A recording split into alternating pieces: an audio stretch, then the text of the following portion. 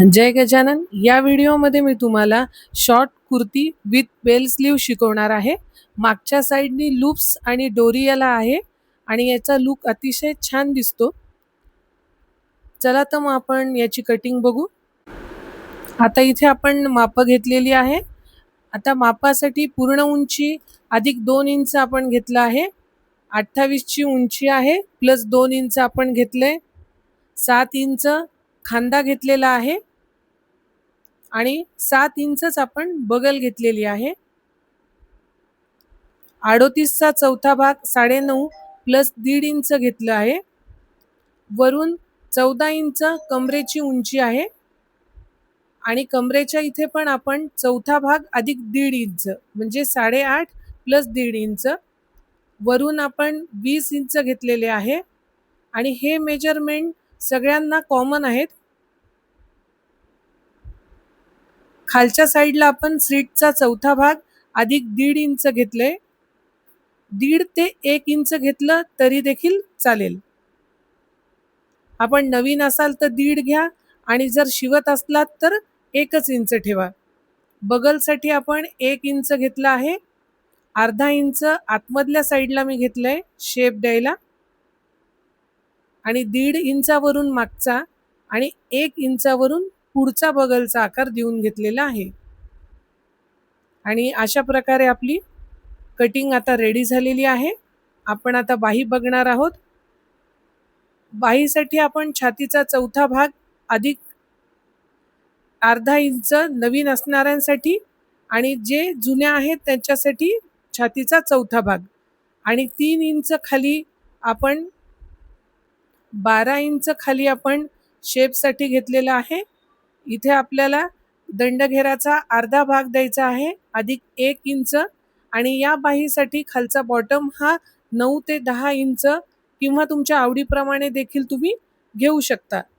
वरच्या साईडला 2 इंच मात्र आपल्याला द्यायचं आहे, त्यामुळे बाहीला कोपरा येणार नाही. आता वरच्या साईडनी मागच्या भागाला आपण 14 इंच घेणार आहोत वरून आणि मागच्या साईडला आपण लूप्स आणि डोरी अटॅच करणार आहोत. त्यासाठी आपण ओपनमध्ये हे 6 इंचाचं अंतर होणार आहे. घडीत जे आपण 3-3 इंच घेतलं होतं, ओपनमध्ये ते 6 इंच झालेलं आहे. आणि आपण गळ्यासाठी कॅनव्हास वापरत आहोत. 3.5 इंच गळ्याची रुंदी आणि 4.5 इंच गळ्याची उंची मी ठेवली आहे.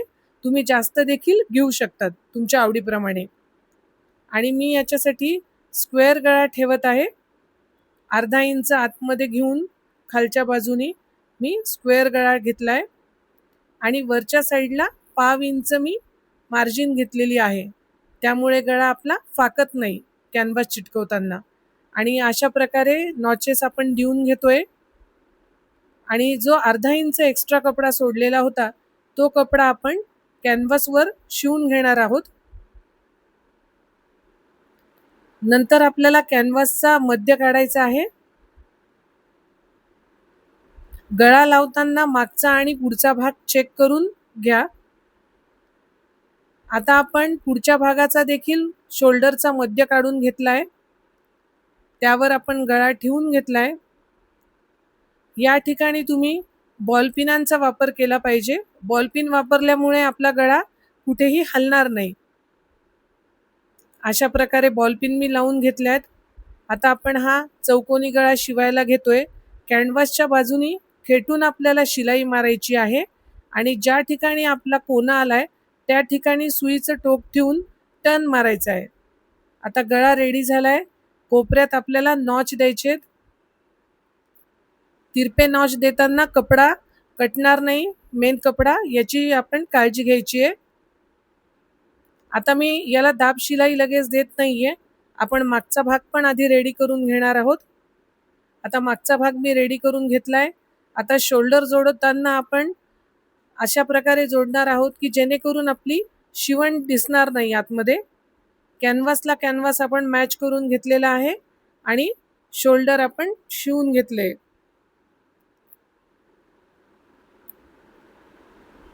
नखाच्या साहाय्याने गळा प्रेस करून घेतलाय. आता कॅनव्हासमध्ये टर्न मारून आपल्याला पूर्ण गळ्याला पहिल्यांदा प्रेस करून घ्या तुम्ही आणि मग दाब शिलाईचा वापर करायचा आहे. दाब शिलाई देताना आपल्याला एकदम खेटून दाब शिलाई मारायची आहे. आणि तुम्ही तुरपाई जर करणार नसाल तर मग याला अजून तुम्ही बाजूने एक शिलाई अर्ध्या इंचावरून मारू शकता.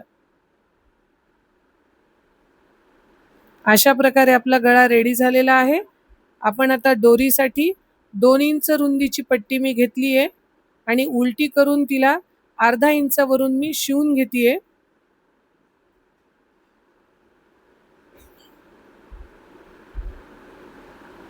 आता आपण सेफ्टी पिनच्या साहाय्याने दोरी पलटवून घेऊ.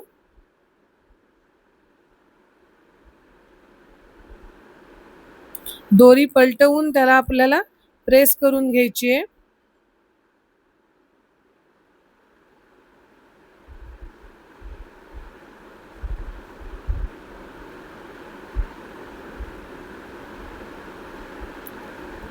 अशा प्रकारे आपली मागची दोरी रेडी झाली आहे.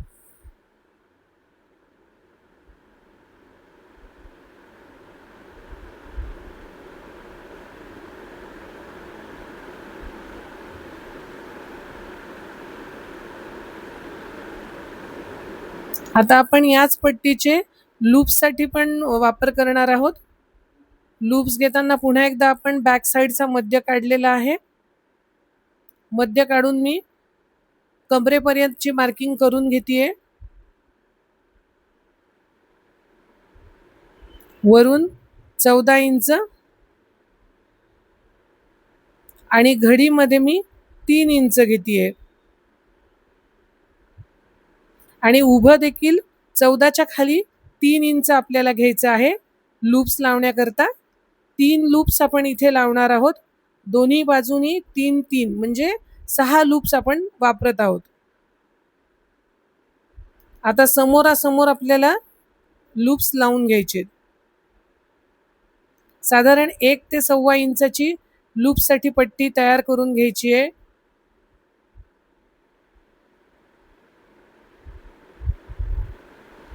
आता हे दुसरं लूप्स आपल्याला लागलंय आणि लूप्स लागल्यावर त्याला हळूचकन एक छोटीशी प्लेट घेऊन आपल्याला तिथे शिवून टाकायचे आणि अतिशय खेटून आपल्याला टीप मारायची आहे, जेणेकरून ही शिलाई पण दिसणारच नाही की आपण कशा प्रकारे लूप्स लावलेत आणि एकदम छान तुमचे लूप्स अटॅच होतील. अगदी रेडीमेड लुक हा टॉप देतो. आता आपण स्लीव्ज लावून घेऊ. स्लीव्सचा पहिल्यांदा खालचा बॉटम मी शिवून घेते. बॉटम आपला जास्त असल्यामुळे चून येणार नाही याची काळजी आपल्याला शिवताना घ्यायची आहे. न ओढता हळूवार आपल्याला फर्स्ट फोल्ड आणि सेकंड फोल्ड लावायचा आहे.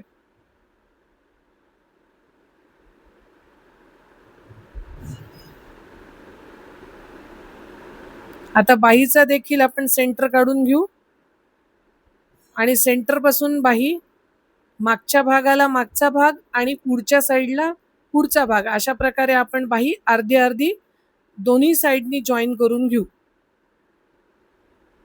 आणि बाही लावताना आपल्याला अर्धा इंचाचा वापर करायचा आहे.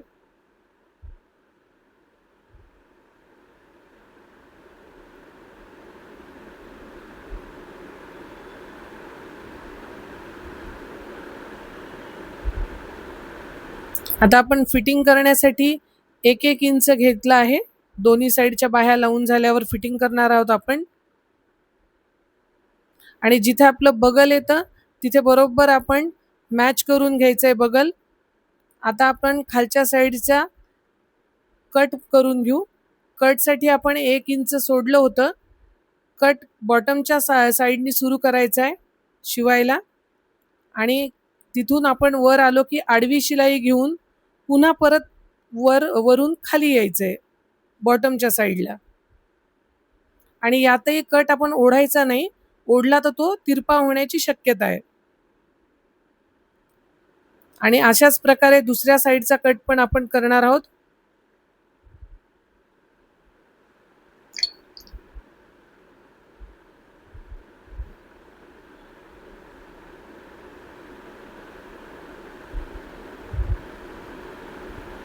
दुसऱ्या साईडचा टक्स झालाय.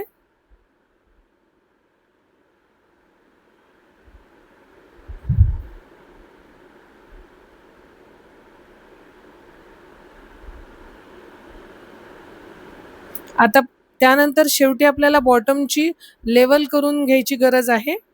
त्यासाठी मी टॉप पसरवून त्याची लेवल करून घेतली आहे. खालीवर असेल तर कापून घ्यायचे आणि मग खालच्या साईडचा आपल्याला बॉटम मुडपून टाकायचा आहे. पुन्हा एकदा आपल्याला फर्स्ट फोल्ड सेकंड फोल्ड करून बॉटम मुडपून घ्यायचा आहे.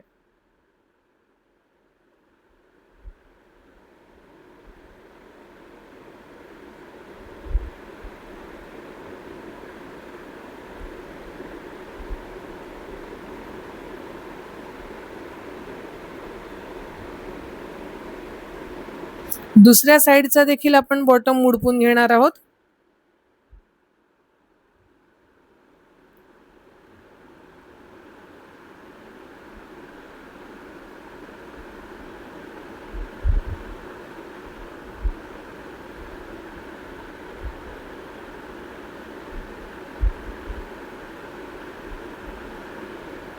आणि आता मागच्या साईडला आपण जे लूप्स लावले होते त्यामधनं मी कॉर्ड इन्सर्ट करून घेत आहे.